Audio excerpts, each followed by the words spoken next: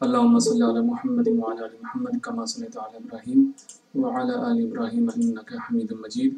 اللهم بارك على محمد وعلى آل محمد كما باركت على إبراهيم وعلى آل إبراهيم إنك حميد مجيد. بسم الله الرحمن الرحيم. رب اشرح لي صدري ويسر لي أمري واحلل عقدة من لساني يفقهوا قولي. ربي يسر ولا تعسر وتمم بالخير وبك نستعين يا فتاح رب زدني علما. تو الحمدللہ یہ ہم لوگ کی دوسری کلاس ہے، اور جیسا کہ پہلی کلاس میں بات ہوئی تھی، ہم لوگ نے پہلی کلاس میں دیکھا کہ اس کورس کو کیوں کرنا چاہیے اور اس کے کیا طریقہ کار ہوں گے، کس طرح سے یہ کورس جو ہے کام کرے گا اور کیا سلیبس وغیرہ ہوگا۔ تو اس بار اس کلاس میں پچھلی کلاس میں بات ہوئی تھی کہ ہم لوگ قرآن کا تھوڑا سا تعارف لیں گے، تاکہ جو ہے جو لوگ بالکل نئے ہیں قرآن کے بیک گراؤنڈ سے، ان لوگوں کے لیے آسانی ہو۔ تو جو آلریڈی جو ماسٹر ہیں اور عالم ہیں وہ لوگ تھوڑا برداشت کر لیں، اور سوال جواب کے ذریعے میں کلاس ہوگی، تو دیکھیں کہ جو ہے آپ کو یہ سوالات سمجھ میں آ رہے ہیں نہیں آ رہے ہیں۔ آواز میرے خیال سے آ رہی ہے سب کو، ٹھیک؟ تو چلیے بسم اللہ کرتے ہیں۔ بسم اللہ الرحمن الرحیم۔ تو کلاس کی شروعات میں سب سے پہلے ہم ایک آیت لیں گے اور اس کو دیکھا جائے ایز اے موٹیویشن۔ اعوذ باللہ من الشیطان الرجیم، بسم اللہ الرحمن الرحیم۔ یہ سورۃ یونس کی جو ہے آیت ہے، اور اس میں کہا جا رہا ہے یا ایھا الناس، یعنی کہ اے لوگوں، قد جاءتکم، تمہارے پاس آ چکی، موعظۃ من ربکم، موعظۃ یعنی کہ نصیحت تمہارے رب کی طرف سے۔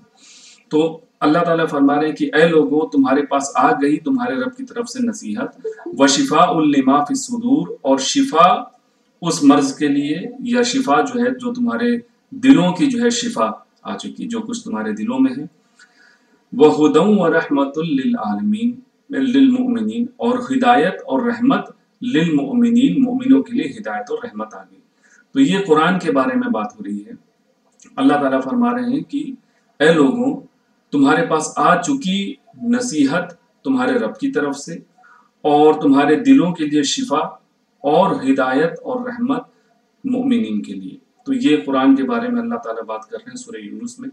اس کے بعد اور زبردست بات آتی ہے، قُلْ بِفَضْلِ اللَّهِ، کہہ دو کہ یہ سب اللہ کے فضل سے ہے، یہ جو قرآن کا آنا ہے یہ اللہ کے فضل سے ہے، وَبِرَحْمَتِهِ، اور اس کی رحمت ہے۔ تو یعنی قرآن جو ہے خود اللہ کا فضل اور خود ایک اللہ کی رحمت ہے، ٹھیک؟ وَبِذَلِكَ فَلْيَفْرَحُوا، تو اس کا مطلب ہے فَبِذَلِكَ فَلْيَفْرَحُوا کا مطلب فرحہ یا فرحت کا مطلب ہم لوگ جانتے ہیں خوشی، ٹھیک؟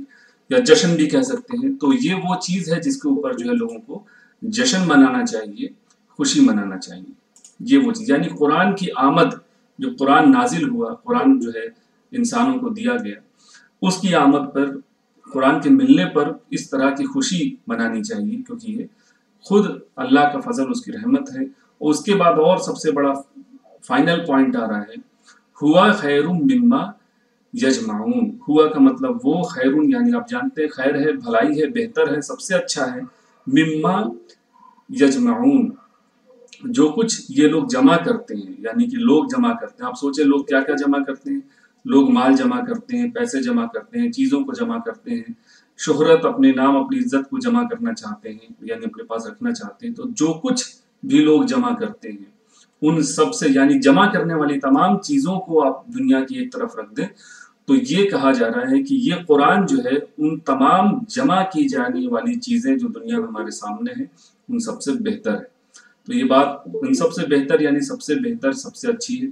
تو اس آیت کے اندر 3-4 باتیں بتائی گئی۔ اے لوگوں، یعنی صرف مسلمانوں کو جو ہے اس کے اندر مخاطب نہیں کیا، تمام انسانیت کو، کہ اے لوگوں، تمہارے رب کی طرف سے تمہارے پاس ایک نمبر 1 نصیحت آ گئی، نمبر 2 شفا آ گئی، نمبر 3 ہدایت آ گئی، اور نمبر 4 رحمت آ گئی، ٹھیک؟ مومنون، اور اس میں ہدایت اور رحمت ہے مومنوں کے لیے، ٹھیک؟ اور یہ اللہ کا فضل ہے، یہ اللہ کی رحمت ہے، اور یہ وہ چیز ہے جس کے اوپر مومنوں کو خوشی منانا چاہیے، اور یہ وہ چیز ہے جو بہتر ہے تمام ان چیزوں سے جو تمام انسان جو ہے جمع کرتے ہیں۔ تو اس موٹیویشن کے ساتھ ہم لوگ آگے چلتے ہیں۔ پچھلی کلاس میں ہم لوگوں نے لیکچر پلان جو ہے ڈسکس کیا تھا کہ اس طرح سے ہم لوگ چلیں گے، اور یہ جو نمبر 1 پہ آج ہم لوگ ہیں، بیسکس آف قرآن پہ انشاءاللہ آج ہم لوگ بات کریں گے، ٹھیک؟ تو سب سے پہلے انٹروڈکشن، قرآن کیا ہے، اس کو جاننے کے لیے ہم لوگ جاننا پڑے گا کہ اسلام کیا ہے، ٹھیک؟ تو اسلام جیسا کہ مسکنسیپشن دوسروں کے درمیان اور خود اپنوں کے درمیان بھی ہے کہ اکثر کے پاس کی جو ہے اسلام کی شروعات حضور پاک صلی اللہ علیہ وسلم نے کی، یہ جو ہے یہ فیکٹ جو ہے صحیح نہیں ہے۔ اسلام کی شروعات تو تب ہو گئی جب بندہ بنایا گیا تو بندے کے لیے قانون بنا دیا، یعنی حضرت آدم علیہ السلام کی جو ہے بعثت کے ساتھ ہی جو ہے اسلام شروع ہو گیا۔ تو اسلام سے پہلے دیکھیے چیزیں بنائی گئی، مخلوق بنائی گئی، فرشتوں یا ملائکہ اس کو کہتے ہیں، ان کو نور سے بنایا گیا، جنوں کو پھر بنایا گیا آگ سے، پھر انسان کو بنایا گیا مٹی سے۔ تو یہ طرح طرح کی مخلوق اللہ تعالیٰ نے بنائی، ایک نور سے، ایک آگ سے، اور پھر انسانوں کو مٹی سے۔ انسانوں کے بنانے کے ساتھ اور جنوں کو بنانے کے ساتھ ہی اسلام کی شروعات ہو گئی۔ اور اللہ تعالیٰ نے اس دنیا میں جب انسانوں کو بھیجا ہے تو اس کے ساتھ ہی ان کے ساتھ ایک گائیڈنس بھی بھیجی ہے کہ تمہیں کیا کرنا ہے، کیسے کرنا ہے، اور کس طرح سے زندگی گزارنی تاکہ تم واپس اس جنت میں آ سکو۔ جو آدم علیہ السلام سے کہا گیا تھا کہ آپ جائیے، دنیا میں رہیے، ہدایت کو مانیے، اور پھر آپ واپس یہیں آ جائیں گے جنت میں۔ تو یہ دنیا ہے جس میں بندے رہتے ہیں۔ اب اس میں جو ہے حضرت جبریل علیہ السلام جو فرشتے ہیں جن کا مین کام جو ہے اللہ کے پیغام کو دنیا تک پہنچانا ہے، وہ جو ہے وقتاً بوقتاً جو ہے اللہ کا پیغام لے کے رسولوں کے پاس لاتے رہے، اور رسول پھر ان کو جو ہے کتاب کی شکل میں، اپنی نصیحات کی شکل میں اور اللہ کی وحی کی شکل میں لوگوں تک دیتے رہے۔ تو اس طرح سے اللہ سے جو ہے یہ پیغام ڈائریکٹ جبریل علیہ السلام اور پھر رسولوں سے ہوتا ہوا کتاب کی شکل میں سامنے آیا۔ اور کتابیں کون کون سی ہیں؟ تورات ہے، زبور ہے، انجیل ہے اور قرآن ہے۔ اس وقت جو ہے جو پیورسٹ فارم ہے ان ساری کتابوں میں، جو سب سے جو ہے سمجھنے کی جو ہے فائنل کتاب ہے وہ قرآن ہے۔ تورات، زبور اور انجیل میں کافی سارے رد و بدل ہو چکے ہیں، ان کے کئی ایڈیشن، کئی رائٹرز اور کئی جو ہے چینجز ہیں، تو اس لیے قابل اعتبار اس وقت نہیں سمجھی جاتی۔ پھر یہ کتنے رسول تھے؟ تو لگ بھگ 1,24,000 ہم لوگ گنتی جانتے ہیں یہ رسول تھے، اور ان میں سے لگ بھگ 25 کا نام جو ہے قرآن میں آیا ہے۔ 25 رسولوں کا نام قرآن میں آیا جو آپ کے سامنے لکھے ہوئے، اور یہ آرڈر میں ہے۔ سب سے پہلے آدم علیہ السلام، پھر ادریس علیہ السلام، نوح علیہ السلام، ہود علیہ السلام، کرتے کرتے پھر یہ ابراہیم علیہ السلام، ٹھیک، پھر اس کے بعد لوط علیہ السلام، اسماعیل علیہ السلام، اسحاق علیہ السلام، یعقوب علیہ السلام، یوسف علیہ السلام، اور پھر یہ معاملہ چلتے چلتے جو ہے موسیٰ علیہ السلام تک پہنچا، اور پھر موسیٰ علیہ السلام سے جو ہے یہ چلتا ہوا حضور پاک صلی اللہ علیہ وسلم تک یہ معاملہ پہنچا۔ اب آدم علیہ السلام کو بہت ساری ہدایات دے کر خود اللہ تعالیٰ نے بھیجا تھا، ڈائریکٹ راہ راست۔ اس کے بعد آپ دیکھیں تمام سیریز میں جو موسیٰ علیہ السلام ہیں ان کے اوپر جو کتاب نازل ہوئی وہ ہے تورات، ٹھیک، اور پھر اس کے بعد جو ہے نیکسٹ نمبر پر عیسیٰ جو ہے یہ داؤد علیہ السلام کے پاس جو ہے کتاب نازل ہوئی جس کو ہم لوگ زبور کے نام سے جانتے ہیں۔ اس کے بعد عیسیٰ علیہ السلام کے اوپر انجیل، اور پھر حضور پاک صلی اللہ علیہ وسلم کے اوپر جو ہے قرآن مجید جو ہے نازل کی گئی۔ تو یہ 4 کتابیں ہیں۔ حضرت موسیٰ سے لے کر حضرت عیسیٰ علیہ السلام تک لگ بھگ 1500 سال 1500 ایئر کا فاصلہ ہے، اور حضرت عیسیٰ علیہ السلام سے لے کر حضور پاک صلی اللہ علیہ وسلم کی پیدائش تک 571 یعنی 571 ایئرس کا فاصلہ پیدائش تک، پھر اس میں 40 سال آپ اور جوڑ لیں تو لگ بھگ 620 یا 610 سال کا، یا 600 سال کہتے ہیں اکثر۔ تو یہ جو ہے عیسیٰ علیہ السلام سے لے کے حضور پاک صلی اللہ علیہ وسلم تک 600 سال کا جو ہے گیپ ہے، اور اس بیچ کوئی نبی نہیں آئے۔ جیسے کہ 1,24,000 کی بات ہو تو ہم سوچیں کہ چونکہ اب عیسیٰ علیہ السلام ہے، پھر حضرت محمد صلی اللہ علیہ وسلم کا نام ہے، بیچ میں بھی ہو سکتا ہے نبی آئے، تو یہ جان لیجئے کہ عیسیٰ علیہ السلام سے لے کے حضرت محمد صلی اللہ علیہ وسلم تک کوئی اور بیچ میں نبی نہیں آیا، بیچ میں 600 سال کا واقعہ فاصلہ تھا۔ اور یہ جتنے بھی نام دے رکھے ہیں یہاں پر تمام انبیاء کی جو ہے جن کا نام دے رکھا ہے، آپ ہسٹری میں جا کے دیکھیں گے تو یہ جو ہے عراق، سیریا پہلے جو ہے لبنان، جارڈن، یہ فلسطینی سارے کو یہ سیریا ہی کہتے تھے پرانے وقت میں، ایجپٹ، اس علاقے میں جو ہے یہ جو مڈل ایسٹ کا علاقہ ہے اس میں ہی یہ تمام کے تمام 2500 جو ہے انبیاء کی جو ہے کا پیدائش کہہ لیں اور ان کے کام کی جگہ رہی ہے۔ اور یہ پرانا نقشہ ہے جس میں آپ دیکھ سکتے ہیں یہ بیبیلون یعنی عراق، یہاں پر ار لکھا ہوا، ار، اس شہر میں ابراہیم علیہ السلام کی پیدائش ہوئی تھی، اور پھر یہ جو ہے مکہ میں آتے ہیں اپنے جو ہے بیوی بچے کو لے کر، اور یہاں پر جو کعبہ کی تعمیر کا واقعہ ہوتا ہے، زمزم کا واقعہ ہوتا ہے، اور یہ واپس اپنی جگہ پر اپنے دعوتی کام میں جو ہے چلے جاتے ہیں سیریا کی طرف، یعنی کہ جو ہے بیت المقدس والی جو جگہ ہے وہاں پر حضرت ابراہیم علیہ السلام چلے جاتے ہیں۔ اس بیچ لگ بھگ 2000 سال تک اسماعیل علیہ السلام اور ان کی جو ہے فیملی جو ہے کعبے کا متولی رہتے ہیں۔ ٹھیک، اس بیچ کیا ہوتا ہے، یہاں پر جب ابراہیم علیہ السلام جاتے ہیں تو یہ نبیوں کا سلسلہ ہے۔ آپ دیکھیے ابراہیم علیہ السلام سے کی اولاد اسماعیل علیہ السلام اور اسحاق علیہ السلام۔ اسحاق علیہ السلام کے جو ہے جو نسل ہے اس میں سے اکثر نبی انبیاء پیدا ہوتے رہے، اور اسماعیل علیہ السلام سے جو ہے کرتے کرتے جو ہے حضور پاک صلی اللہ علیہ وسلم کی جو ہے پیدائش ہوتی ہے۔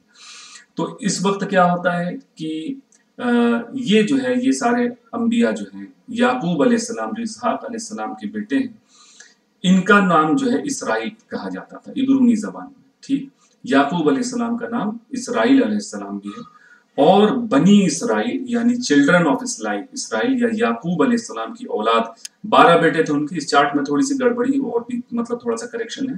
یعقوب علیہ السلام کے جو ہے 12 بیٹے تھے، اس میں سے یوسف علیہ السلام تھے، اور آپ کو پتا ہے کہ یوسف علیہ السلام جو ہے پھر اس جگہ سے یعنی سیریا سے اور بیت المقدس یہاں سے نکل کر یہ لوگ ان کو جو ہے بیچا جاتا ہے ایز اے غلام، اور آپ جو ہے ایجپٹ میں پہنچ جاتے ہیں، اور وہاں پھر آپ کو جو ہے وہاں کا جو ہے امیر خزانہ جو ہے بنایا، بعد میں بادشاہ بھی بن جاتے ہیں، اور ایجپٹ سے پھر واپس موسیٰ علیہ السلام جو ہے، آپ دیکھیں موسیٰ علیہ السلام جو ہے یہ جو انڈیا کا جیسا کونا یہاں دکھائی دے رہا ہے، اور اسی جو ہے دریا کو پار کرتے ہوئے اس میں یہ لوگ جو ہے ان کی قوم بنی اسرائیل 40 سال تک بھٹکتی رہی، اور یہیں پر وہ پہاڑ ہے جس پر جو ہے اللہ تعالیٰ نے اپنی تجلی جو ہے موسیٰ علیہ السلام کو دکھائی تھی، تو یہاں سے ہوتے ہوئے پھر یہ واپس آتے ہیں۔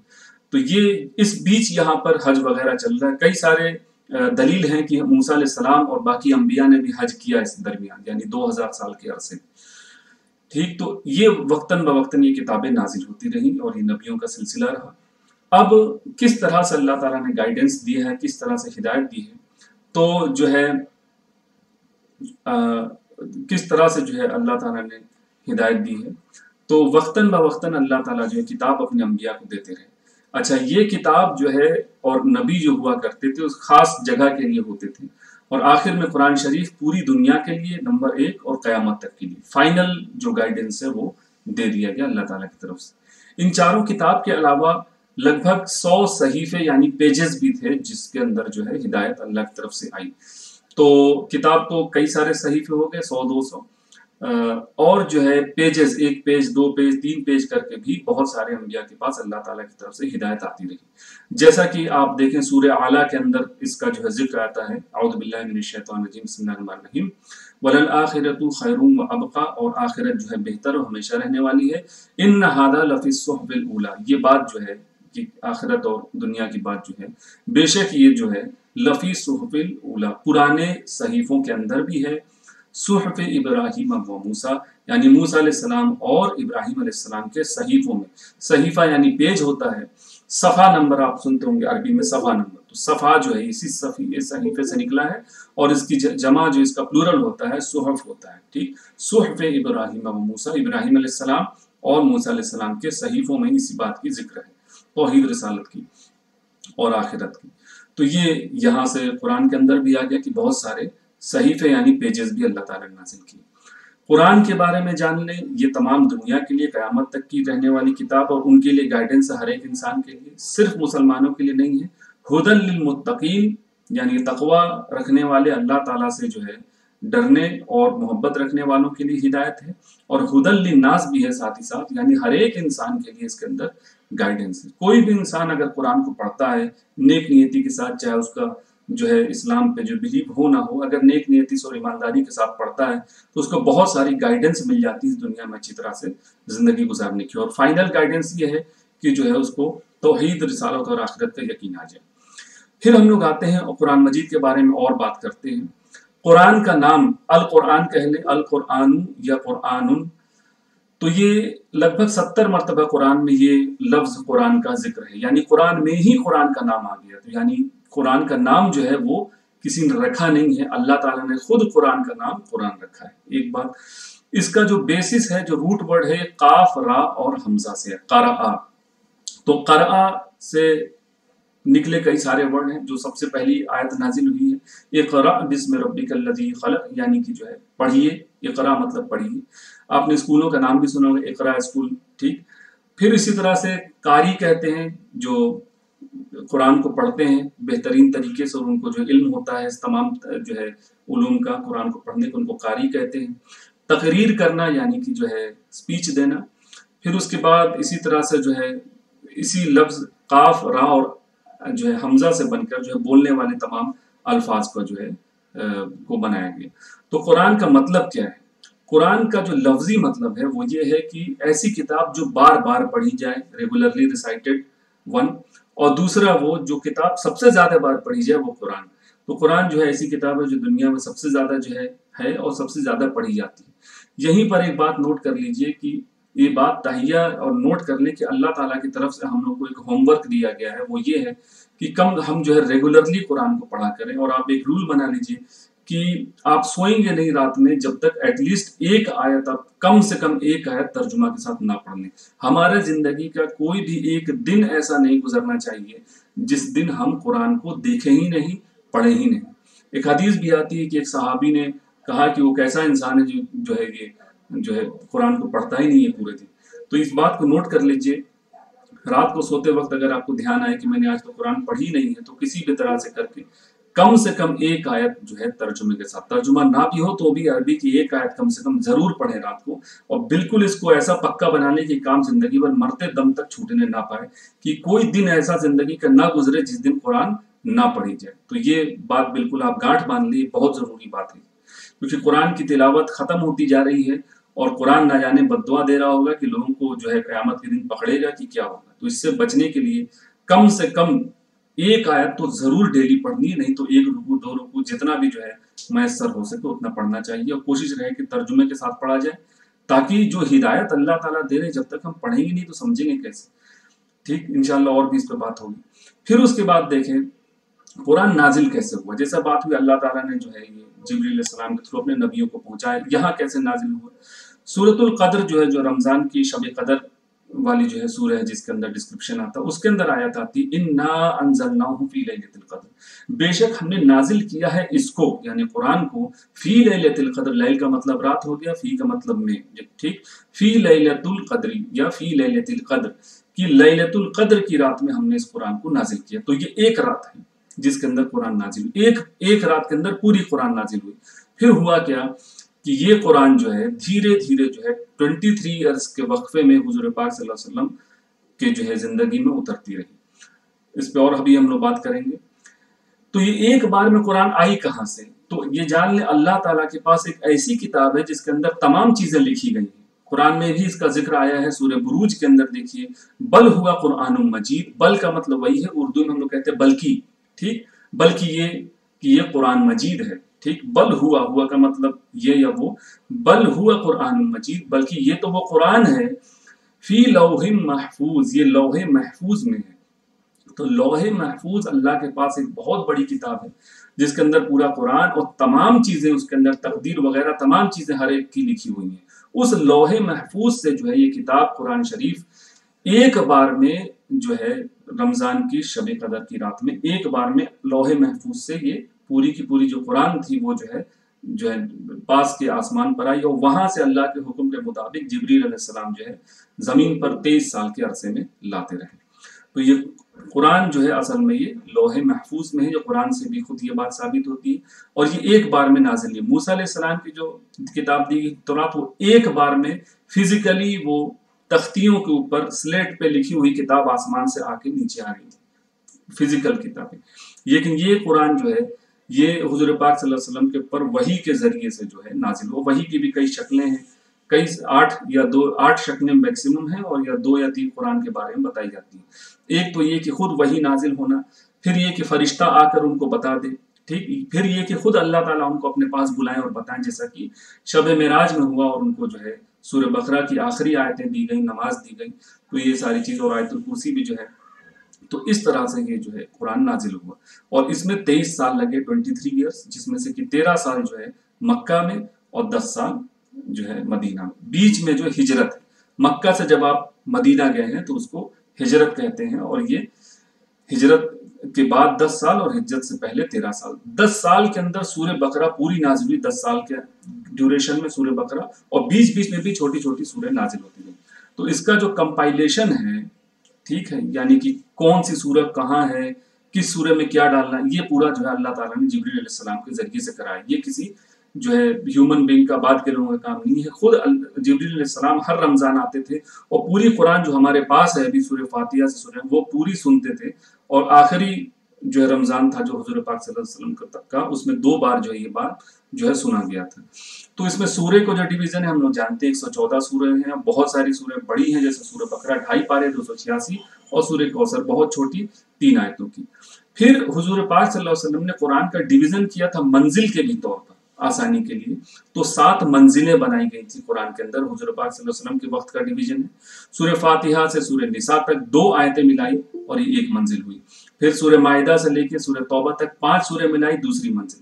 اسی طرح سے یہ ٹیبل میں آپ دیکھ سکتے ہیں کہ پہلی، دوسری، تیسری کرتے کرتے 7 منزلیں بنائی گئی قرآن کی. اب بھی جب آپ قرآن پڑھیں گے دھیان سے اس کا فٹ نوٹ نیچے جہاں پیج نمبر لکھا رہتا ہے وہ دیکھیں، منزل 1، منزل 2، منزل 3 کر کے لکھا رہے گا. تو یہ جو ڈویژن ہے یہ خود حضور پاک صلی اللہ علیہ وسلم کا کیا ہوا تھا کہ 7 ٹکڑوں میں جو ہے قرآن کو آپ آسانی سے پڑھنا، یاد کرنا، یا اس میں سے کہنا کہ پہلی منزل، دوسری منزل، اس طرح سے. پھر بعد میں پارے کا ڈویژن ہوا. پارے کے ڈویژن کے پیچھے لاجک یہ کہ پہلے پرنٹنگ پریس تو تھے نہیں کہ آپ ڈھیر سارے جو ہے مصحف یا اس کی کاپی پرنٹ کرتے رہیں. تو جو ہے ایک قرآن کے 30 جو ہے پارے ہو گئے. تو ایک مسجد میں ایک ہی قرآن ہے تو 30 لوگ پڑھ سکتے ہیں اس سے، ٹھیک ہے. تو اس لیے جو ہے یہ، اور پھر اس کے بعد بالکل ایکول لینتھ کا تھا تاکہ آپ مہینے میں ہر ایک دن ایک پارے کا بھی حساب لگا سکیں، تو ایک مہینے میں قرآن جو ہے کمپلیٹ ہو جائے. تو اس طرح سے پارے کا ڈویژن جو ہے یاد کرنے کے لیے ٹیکنیکل ریزن سے یہ جو ہے پارے کا ڈویژن بعد میں کیا گیا. اب بات کرتے ہیں کہ قرآن کے جو سورہ ہیں وہ کیسے بانٹی گئی ہیں. تو مکی ہے اور مدنی ہے. مکی وہ سورہ ہے جو ہجرت سے پہلے نازل ہوئی. یہ وہ سورہ نہیں ہے جو صرف مکہ میں نازل ہوئی. سورہ نصر جو ہے وہ مکہ میں نازل ہوئی ہے لیکن ہے مدنی سورہ، کیونکہ ہجرت کے بعد نازل ہوئی ہے. فتح مکہ کے وقت میں نازل ہوئی ہے سورہ نصر. تو اذا جاء نصر اللہ والفتح والی جو سورہ ہے وہ مکہ میں نازل ہوئی ہے لیکن ہے وہ مدنی سورہ کیونکہ ہجرت کے بعد نازل ہوئی. ہجرت ہم لوگ بات کر چکے ہیں. جب حضور پاک صلی اللہ علیہ وسلم جو ہے مکہ سے مدینہ بھیجے گئے، یعنی وہ لوگوں کی جو ہے اس قدر دباؤ بڑھ گیا اور اس طرح سے پریشانی جو ہے مکہ کے مسلمانوں کو ہوئی کہ ان کو اپنا گھر چھوڑ کر، سب کچھ چھوڑ چھاڑ کر تنہا تنہا اپنے آپ کو لے کر جو ہے دوسری جگہ جا کے سیٹل ہونا پڑا. وہ جگہ مدینہ. اور مدینہ آپ کو جو ہے پتا ہوگا حضور پاک صلی اللہ علیہ وسلم کا ننیحال بھی ہے. آپ کی جو ہے ماں جو ہے مدینہ سے کے رہنے والی تھی، تو بعد میں یہ مدینہ شفٹ ہو گئے. تو یہ اس کام کو جو ہجرت کہتے ہیں. اور ہجرت سے پہلے جو سورہ نازل ہوئی مکی، ہجرت کے بعد جو ہے مدنی. بہت سی ایسی صورتیں ہیں جس میں کچھ آیتیں مکی ہیں، کچھ آیتیں مدنی، مکس بھی ہیں، ٹھیک. چونکہ سورہ کا کمپائلیشن، سورہ کی جو ترتیب اللہ تعالیٰ نے بعد میں کروائی، تو کچھ آیتیں جو ہے ادھر کی آئیں، کچھ ادھر کی آئیں. تو کچھ ایسی سورہ ہیں جس میں مکس ہیں آیتیں، کچھ مدنی بھی ہیں، کچھ مکی بھی ہیں. قرآن بات کس پر کرتا ہے، سورہ کا ٹاپک کیا ہے، ٹھیک. تو آپ دیکھیں گے کہ اس میں توحید، رسالت اور آخرت کی بات ہوتی ہے. مطلب ہر پیج، ہر رکوع ان ٹاپک سے خالی نہیں ہے. توحید کیا ہے؟ وننس آف گاڈ، اللہ صرف ایک ہے، ٹھیک. کوئی دوسرا تیسرا 1.11 کچھ نہیں، صرف ایک. رسالت کیا ہوتا ہے؟ اللہ نے جو ہے کئی سارے رسولوں کو بھیجے ہیں، وہ ہوگی رسالت. اور رسالت کے ذریعے سے جو ہے انسان تک ہدایت پہنچائی گئی. انہوں نے کام جو ہے جو ان کے ذمہ تھا وہ کر کے دکھایا کہ کس طرح سے ہمیں جینا ہے. اور آخرت کیا ہے کہ مرنے کے بعد ہمارا کیا حل ہوگا. اور یہ جو آخری دن ہے یوم القیامہ، اس کے بعد جو غیب کی چیزیں ہیں وہ جو ہے آخرت. تو یہ 3 میسج جو ہے ہر جگہ آپ کو قرآن کے ہر ایک رکوع میں آپ کو مل جائیں گے، توحید، رسالت اور آخرت.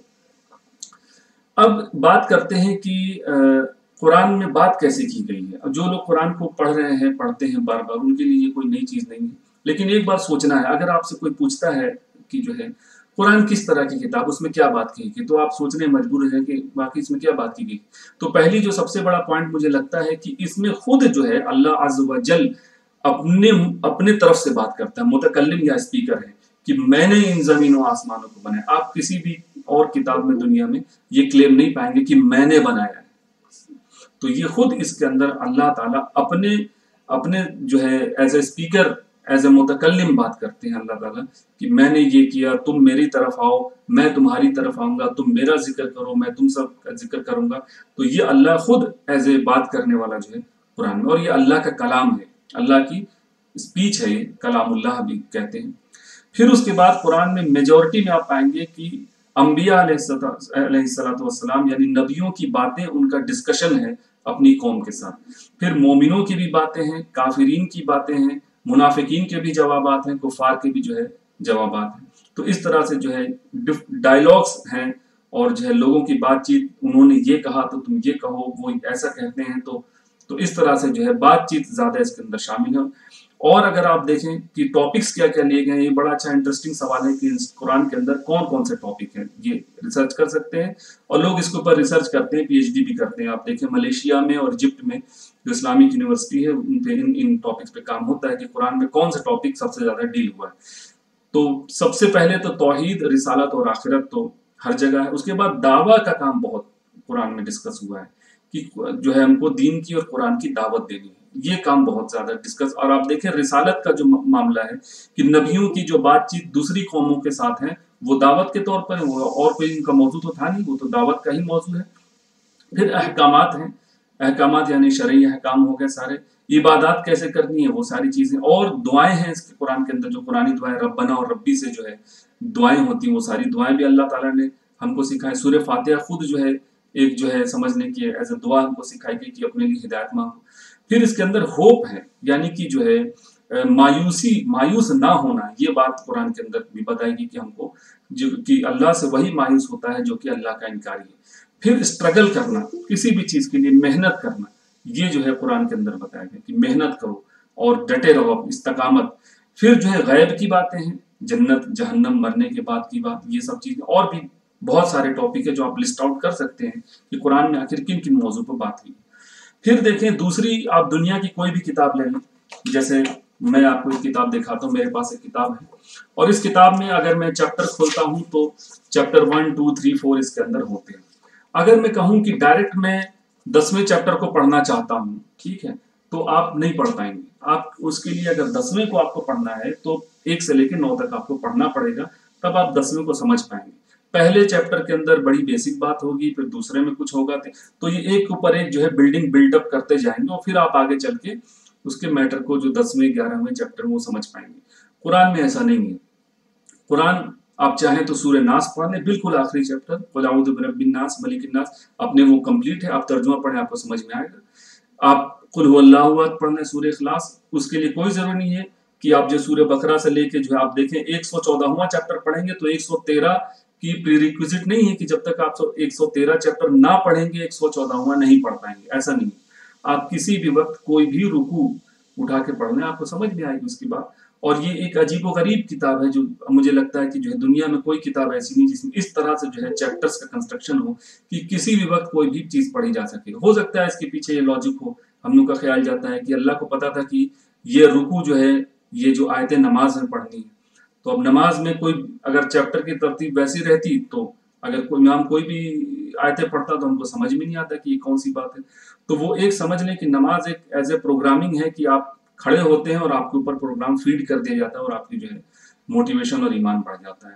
تو ایک ٹکڑے ہیں وہ پروگرام کے جو رکوع ہیں اور وہ آپ کے اوپر رن کرا دیا جاتا ہے. تو کوئی بھی رکوع آپ پڑھ لیں، آپ کو سملر ٹاپکس نئے نئے انداز میں، نئے نئے دلیل کے ساتھ، نئی نئی انسپریشن کے ساتھ، نئے نئے ایموشنز کے ساتھ جو ہے احساسات کے ساتھ آپ کو ملتے جاتے ہیں. تو بڑی جو ہے اس کے اندر عجیب بات ہے قرآن کے اندر، بڑی جو ہے سمجھنے کی بالکل کتاب کو الگ کر دیتی ہے دنیا کے تمام کتابوں سے. اور جو ہم لوگوں نے حدیث دیکھی تھی پچھلی کلاس میں کہ اللہ کا کلام اس طرح سے جو ہے تمام کلام کے اوپر ہے جس طرح خود اللہ جو ہے تمام مخلوق سے افضل ہے. پھر اس کے بعد آپ دیکھیں اللہ تعالیٰ نے اس کو آسان بنایا، ورڈز اور فریزز یعنی جو ہے الفاظ ہو گئے اور الفاظوں کے ٹکڑے بھی ہو گئے، یہ بار بار ریپیٹ ہوتے ہیں. آپ دیکھیں ان اللہ علی کل شیء قدیر، آپ اس کو کاؤنٹ کریے قرآن میں کتنی بار کہاں کہاں ہے. اس کا مطلب ایک بار آپ جان جائیں گے تو بار بار کہ بے شک اللہ تعالیٰ ہر چیز پر قادر ہے. ٹھیک.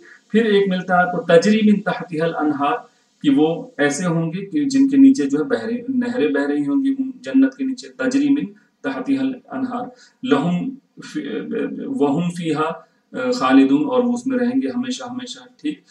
پھر اس کے بعد اس طرح سے آپ دیکھیں صرف ورڈ بھی آپ دیکھیں اور فریزز بھی دیکھیں، یعنی جملے بھی دیکھیں، چھوٹے چھوٹے جملے سینٹنسز کے ٹکڑے ہیں جو بار بار قرآن میں ذکر ہوئے.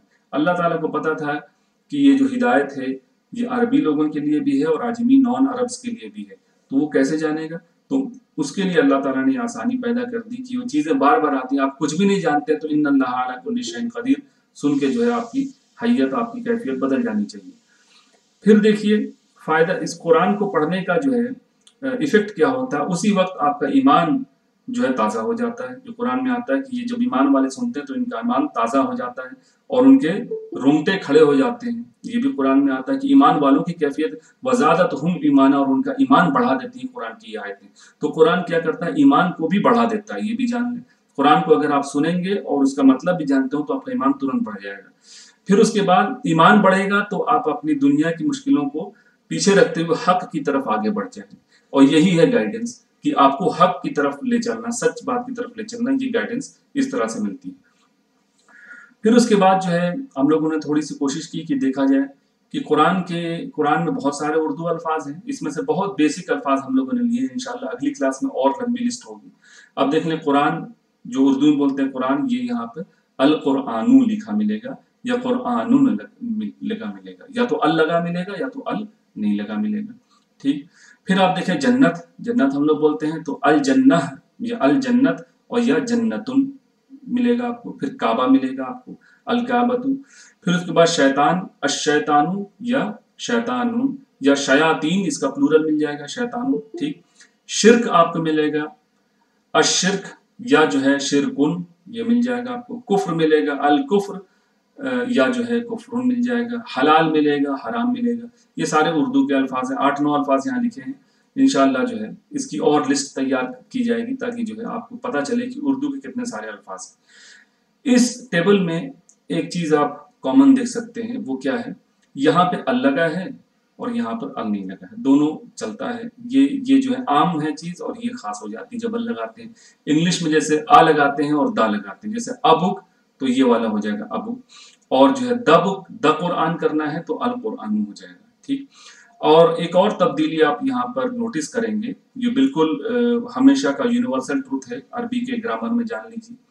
جب ہم لوگ ال لگا رہے ہیں ان سب میں تو آخری لیٹر پر تنوین نہیں آتی ہے. دیکھیے جب ہم لوگوں نے ال لگایا ہے تو آخری لیٹر پر تنوین نہیں آ رہی ہے. تنوین ہم جانتے ہیں ڈبل زبر، ڈبل زیر اور ڈبل پیش کو تنوین کہتے ہیں. تو جب ہم لوگ جو ہے ال لگا رہے ہیں تو تنوین نہیں آ رہی ہے، جب ال ہٹ جا رہا ہے تو تنوین آ رہی ہے. ٹھیک. اب قرآن میں غور کریے گا. اور تنوین پہ اینڈ ہونے والے جتنے بھی الفاظ ہیں وہ ناؤن ہوتے ہیں. ٹھیک ہے. تو انشاءاللہ اس کو اور ہم لوگ ڈیٹیل میں ڈسکس کریں گے. تو اور کچھ آیتیں بھی یہاں پہ لی گئی ہیں جس کے اندر آپ دیکھیں، یہاں دیکھیے الشیطان کا ذکر ہو گیا. پھر وما کانا جواب قومہ. ٹھیک. جواب وہی ہے جو اردو میں ہم لوگ سوال جواب کرتے ہیں، وہی سوال میں ہم لوگ اردو میں کہتے ہیں سوال. ٹھیک. واو کے پہ الف لگا کر، جبکہ عربی میں جو ہے اس کو سؤال کہتے ہیں، سؤال. ٹھیک. اور اسی سے بن جاتا سائل، مانگنے والا. فَأَمَّا السَّائِلَ وَأَمَّا السَّائِلَ فَلَا تَنْهَرْ، جو ہے سائل کو مت جھڑکو. تو سائل کون ہے؟ سوال کرنے والا. اور یہی سوال جو ہے اردو میں ہے سوال اور عربی میں ہے سؤال. ٹھیک. سؤال اور جواب، یہ جواب بھی عربی کے اندر ہے. پھر یہاں دیکھیے حلال جو ہے، یہاں پر حلال ھذا حلال و ھذا حرام، یہ حلال ہے اور یہ حرام ہے. تو حلال اور حرام ہم جانتے ہیں. ٹھیک. ذرہ بولتے ہیں ہم لوگ، ذرہ برابر بھی اس کے اندر تبدیلی نہیں آئی تو یہ ذرتن دیکھیں یہاں پر ذرہ ہے. ٹھیک. پھر اس کے بعد یہاں بھی ذرہ دیکھیے. پھر جو ہے مرض ہم لوگ بولتے ہیں بیماری اور مرض، مرضا. ٹھیک. مرض بھی جو ہے اردو میں استعمال ہوتا ہے. پھر شفا ہم لوگ بولتے ہیں، مرض بولتے ہیں، شفا بولتے ہیں. جیسے ابھی ہم لوگ دیکھا ہے شفاء لما فی الصدور، دلوں میں جو کچھ ہے ان کے شفا، یعنی دلوں کی بیماریاں جو ہوتی ہیں، کفر ہے، کینہ ہے، اور جو ہے بہت ساری دلوں کے اندر بیماری ہوتی ہے، اس کی شفا بھی قرآن ہے. ٹھیک. اور تمام مرضوں سے شفا بھی قرآن ہے. کافر اور مومن اور مسلم، یہ سارے الفاظ بھی جو ہے اردو میں کثرت سے استعمال ہوتے ہیں. پھر اب ہم لوگ جو ہے دوسرے اسٹیپ پر آتے ہیں آج کی کلاس کے، اور یہاں پر دیکھتے ہیں ہم لوگ کو کیا کرنا ہے.